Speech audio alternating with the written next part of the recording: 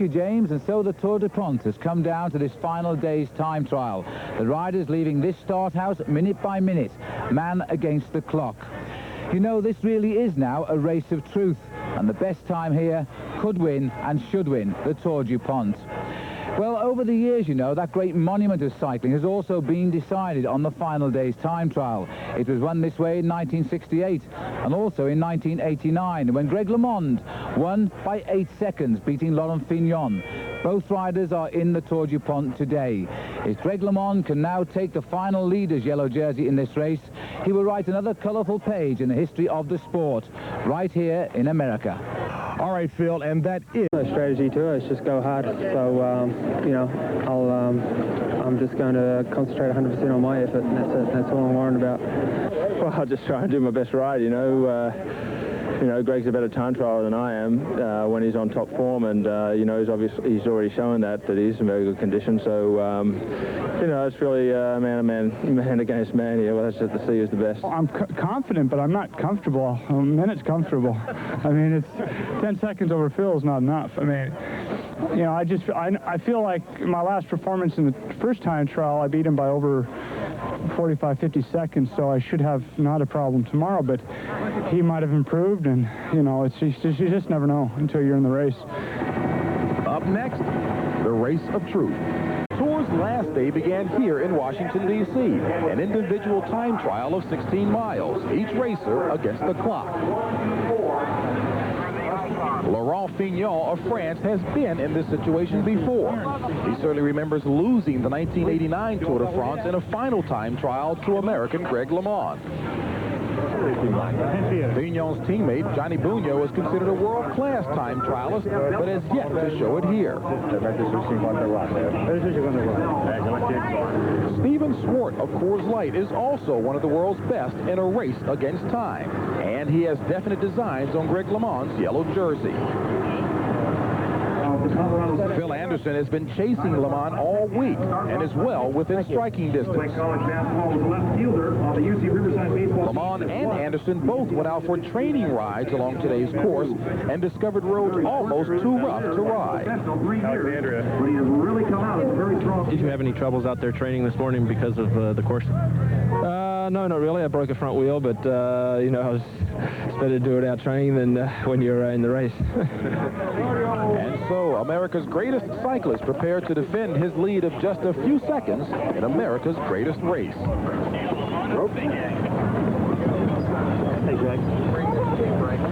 The test today will be a scenic trip through the nation's capital, but this ride is not for tourists.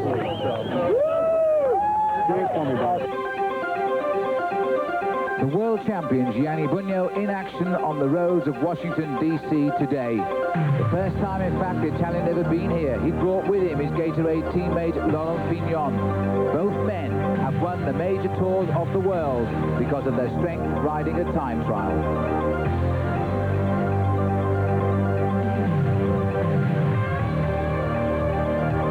Champion was quickly in his rhythm. He had a point to prove. He'd done very little all week in this year's Tour DuPont, and so too the same could be said of Laurent Fignon. Both of these men had lost their chance of a final race leader's yellow jersey in Washington, but this man had not. Stephen Swart of the Coors Light team, all the way from New Zealand, is a top time trialist. He started the race 14 seconds in the overall standings behind Greg LeMond.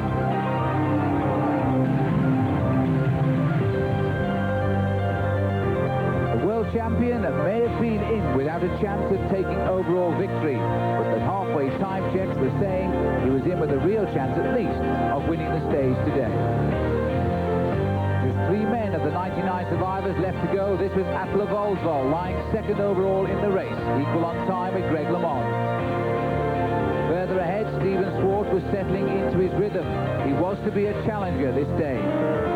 The second last to go, Phil Anderson of Australia and Motorola, 10 seconds off the lead of Greg LeMond. And at the finish line on the other side of the road, Gianni Buño, the world champion, was coming home with a great time.